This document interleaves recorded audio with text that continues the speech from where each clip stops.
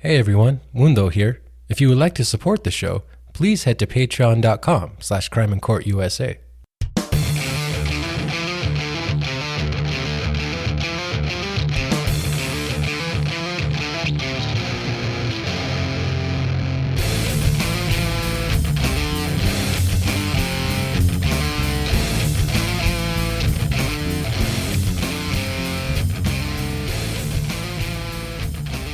Yo, what's up everyone, and welcome to episode 40 of Crime and Court USA. I'm recording this on April 6th, 2022.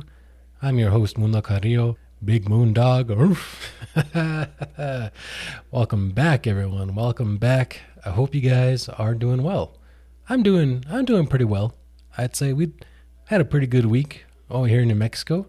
We became the latest state to legalize the sale of recreational marijuana. So that's pretty cool. Over the first weekend, we apparently raked in over $3.5 million. So that's good news. That's money that's going to go back to the good citizens of New Mexico. You know what I mean? But other than that, that's the happy news for now. Let's get into some bad news, shall we? President Joe Biden, as well as other leaders from around the world, have called for a war crimes trial against Russian President Vladmir Putin after mass graves and streets littered with bodies were found in the suburbs of the Ukrainian capital of Kyiv.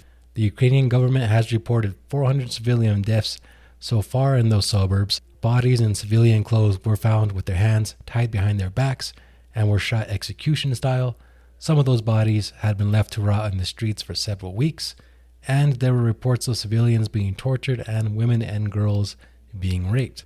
Ukrainian President Volodymyr Zelensky, sorry if I sort of mispronounced that, has called it a Russian genocide against Ukrainians and has urged European countries to do more about it. The Pentagon has said that Russia has withdrawn from Kyiv, but it is possible that Russian soldiers left mines in their wake and could return to the capital city. In fact, U.S. generals had said this week as well that the conflict could last for several years. Last month, the White House had accused Putin of war crimes and said it was gathering evidence to prove it. So now it's more official now that they're sort of gathering more evidence for a war crimes trial. And shout out to the Washington Post, the Los Angeles Times, and the New York Times for their reporting. Several news outlets have reported on all these mass graves and all these bodies and stuff being executed, all these people being executed rather. And shout out, but I mostly use those three I mentioned, but of course shout out to everybody who's reporting on all this just horrible stuff. Of course, this is all over the news, so it's kind of hard. I'd be remiss if I didn't include the war over there. So yeah, that's sort of the latest is just bodies found in the streets, man. That's horrible. That's horrible. I mean, there are signs of torture, people being killed execution style, tied up, raped. I mean, man, it's freaking nuts, man. It's freaking nuts. I don't know what to say.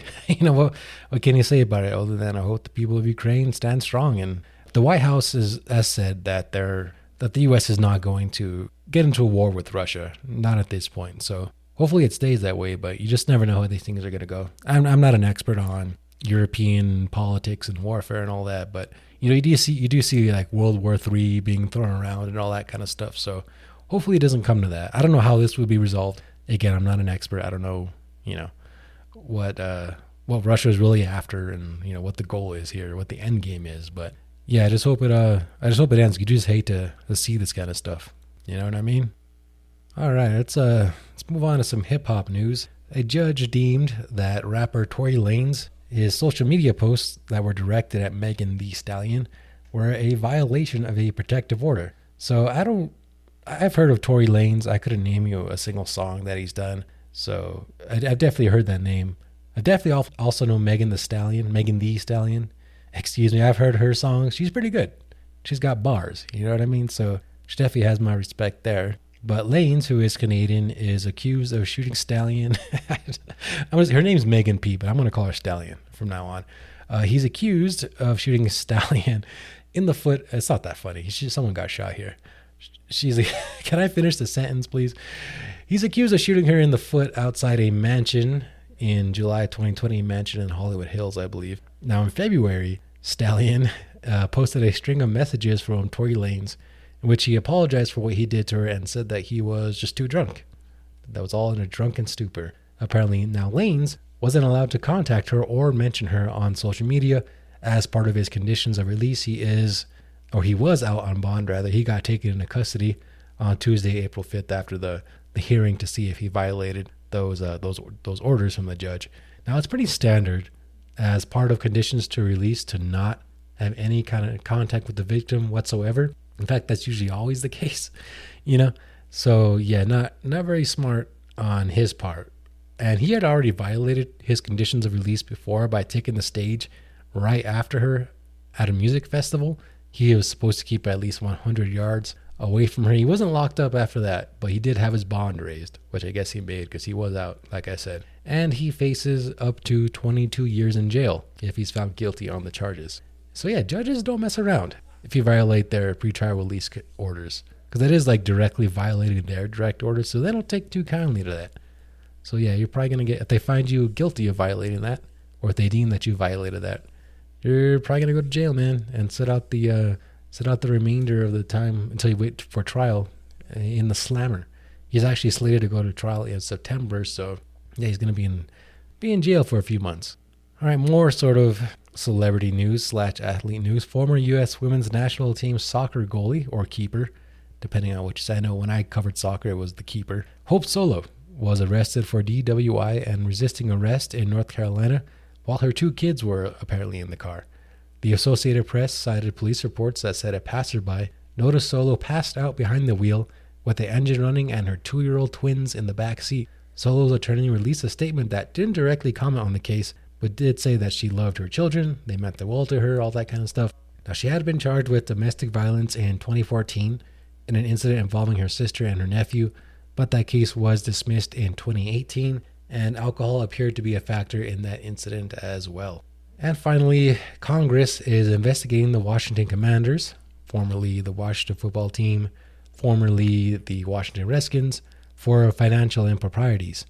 There's no official word on what those improprieties could be. The Washington Post reported on this from an anonymous source with details of that investigation. So no official word on that on what those improprieties could be, but the Commanders are already under a congressional investigation for alleged sexual harassment against women in the workplace. This just adds to those woes. And if you guys remember, Raiders coach John Gruden was basically fired from his job as the Raiders coach for emails that he sent to former owner Daniel Snyder, former Commanders owner Daniel Snyder. It's hard to say. It's hard to say that one quickly.